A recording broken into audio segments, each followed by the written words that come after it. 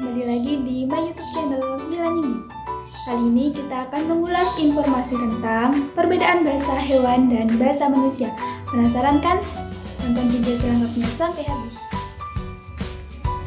Bahasa yang digunakan oleh manusia itu berbeda dengan bahasa yang digunakan oleh hewan. Mengapa demikian? Karena bahasa yang digunakan oleh manusia itu bersifat kompleks, kosakatanya banyak, dapat digunakan untuk apa saja, dan setiap waktu bisa berubah. Misalkan, orang Indonesia itu terbiasa dengan bahasa daerahnya masing-masing, dan kapan saja orang tersebut bisa menggunakan bahasa-bahasa negara-negara lain. Misalkan bahasa Inggris, bahasa Jerman, bahasa Jepang, bahasa Cina, dan bahasa-bahasa lainnya yang ada di dunia. Sedangkan bahasa hewan itu sifatnya terbatas. Misalkan seekor kucing hanya bisa bahasa kucing itu sendiri. Seekor kambing hanya bisa berbahasa kambing itu sendiri. Tidak ada suatu cerita kalau kucing itu bisa menirukan bahasa kambing dan sebaliknya.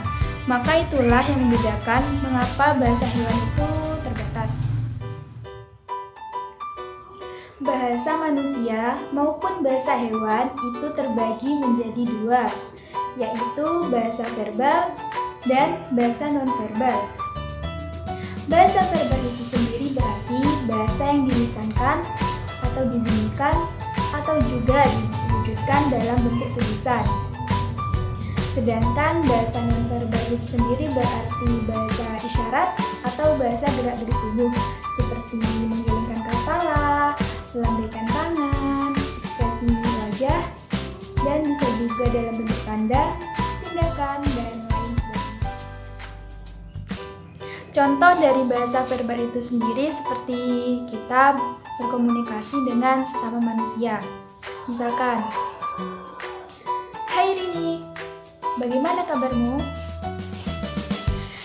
Dari kalimat tersebut menunjukkan bahwa bahasa verbal diungkapkan dalam bentuk lisan. Dan kalimat tersebut juga bisa dituangkan dalam bentuk tulisan seperti di chat sosial media.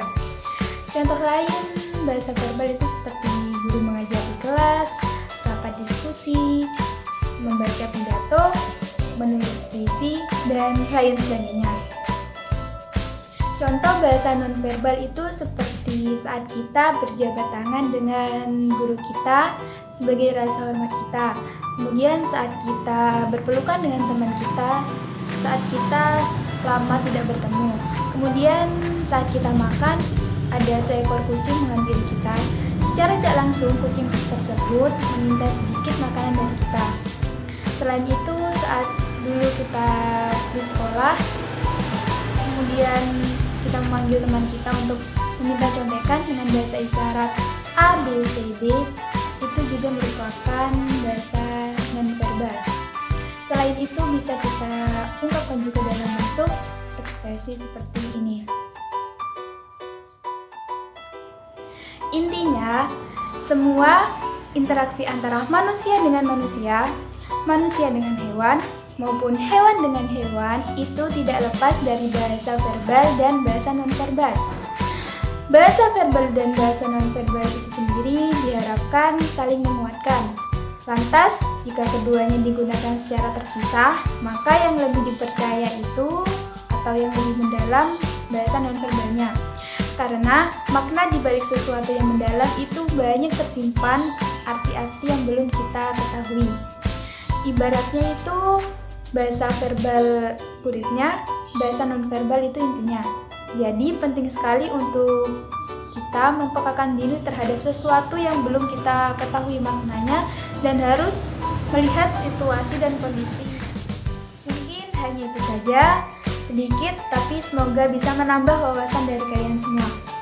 Saya pamit undur diri. Wassalamualaikum warahmatullahi wabarakatuh.